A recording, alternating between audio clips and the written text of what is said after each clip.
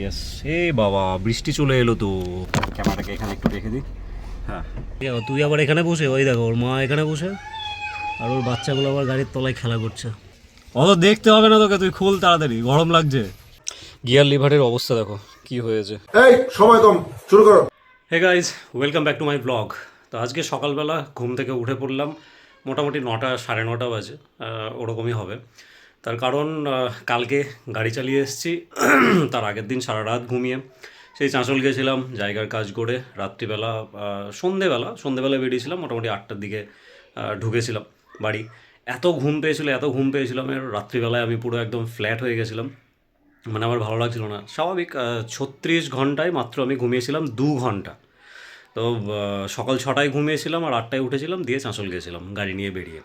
তো সারা রাত জাগা ছিল, প্রচণ্ড ঘুম পেয়েছিল, তাই ঘুমিয়ে পড়েছিলাম। তাই বন্ধুর যে গাড়ি নিয়েছিলাম, দিবাকরের গাড়ি, সেই গাড়িটা কালকে রাত্রিবেলায় ওকে আর দিয়ে আসেনি, আমি এখানে আমার বাড়ির কাছে রেখে দিয়েছি।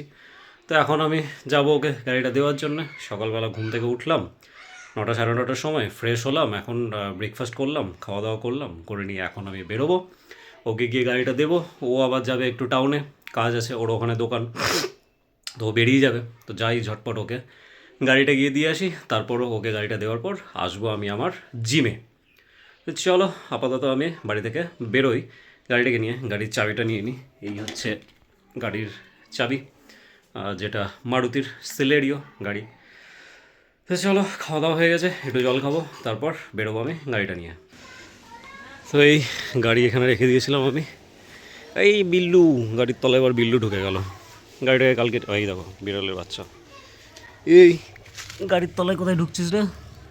পালা এখান থেকে। তুই আবার এখানে বসে, ওই দেখো ওর মা এখানে বসে, আর ওর বাচ্চাগুলো আবার গাড়ির তলায় খেলা করছে। ওর গাড়িটাকে তো বার করতে হবে। গাড়িটাকে ধুয়ে মুছে রাখা হয়েছিল, ধুয়ে দিয়ে আসতে বলেছিল, এবার আনলক করি।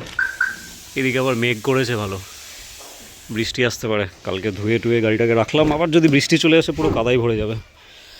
চলো ঢুকি গাড়িতে। হ্যাঁ, ঢুকে পড়েছি। এবার গেট লগাই দিলাম, লগায় এটা কিছু কিছু জায়গার ভাষা। গেট লগাই দিলাম মানে লাগাই দিলাম। হেবি গরম হয়ে আছে ভেতর, কাঁচগুলো খুলে দিই। এবার এখন বেরোবো ওর বাড়ির দিকে।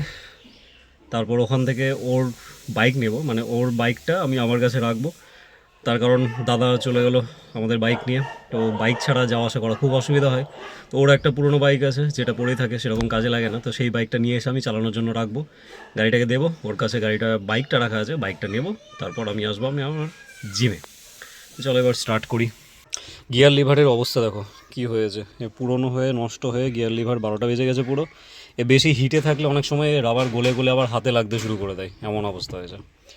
চলো গাড়ি স্টার্ট দিই, চাবি অন করি। অন করে অন হয়ে গেছে। এই বাবা, তেল নেই, কালকে তেল ভরেছিলাম মোটামুটি 1000 টাকার মতো, কমে এসছে। স্টার্টটা দিই।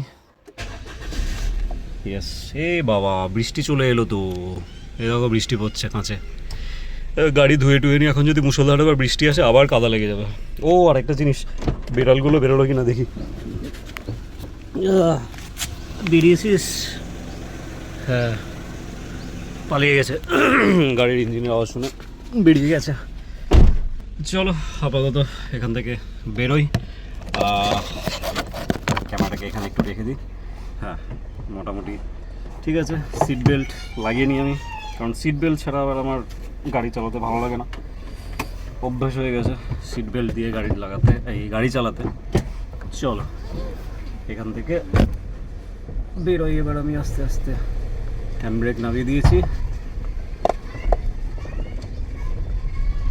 ঝটপট গিয়ে গাড়িটাকে ওর গ্যারেজে ঢুকিয়ে দিতে পারলেই শান্তি। তার কারণ বৃষ্টিতে কাদায় ভিজে গেলে আবার মুশকিল হয়ে যাবে।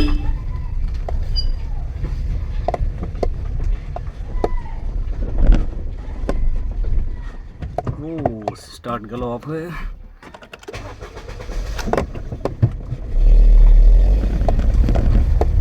চলো ঠিক আছে, তো চলো আপাতত আমি যাই, গাড়িটা গিয়ে ওকে দিই।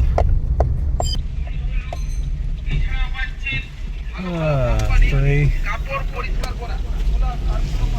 ঢুকে গেলাম ওর বাড়ির কাছে গাড়ি নিয়ে। এবার এখানে দাঁড়িয়ে পড়ি। এবারও এখন চাবি নিয়ে আসুক ওর গ্যারেজের, তারপর গাড়ি ঢোকাবো। ফোন করলাম, পৌঁছালাম। এই হচ্ছে ওর বাগান, এখানে সামনেই ওর গ্যারেজ। এই বাগানের ভেতরে যে গেট দেখা যাচ্ছে, এই গেটের মধ্যেই ওখানে ওর গ্যারেজ আছে। গ্যারেজের মধ্যে ঢোকাবো গাড়িটাকে। আর স্প্লেন্ডার, পুরনো বাইক, বহু পুরনো বাইক স্প্লেন্ডার, সেটাই নিয়ে যাব আমি আমার ইউজের জন্য। কারণ ভাই বাইক ছাড়া তো সম্ভব নয় চলা। তো চলো দেখি চাবি নিয়ে কখন আসে। ফোন তো এখন করলাম, ও আমাকে বললো যে আগে থেকে কেন ফোন করিসনি। এই যে আসছে, এই যে দূরে দেখতে পাওয়া যাচ্ছে, ছেলে অবাক চোখে তাকিয়ে আসছে। দেখো আস্তে আস্তে আবার কার সাথে, ও জুম আউট হয়ে যাচ্ছে। এই যে আস্তে আস্তে আবার এখানে কার সাথে কথা বলতে শুরু করলো। সুন্দর করে হেঁটে আস্তে আস্তে আসছে, মনে হচ্ছে যেন জীবনে কোনো তাড়া নেই। খোল খোল খোল খোল, কিছু না, তুই খোল না।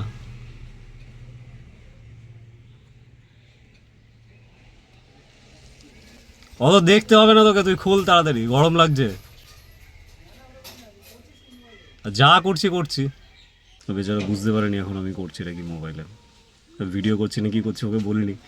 অবাক চোখে তাকিয়ে আছে, করছি রে কি।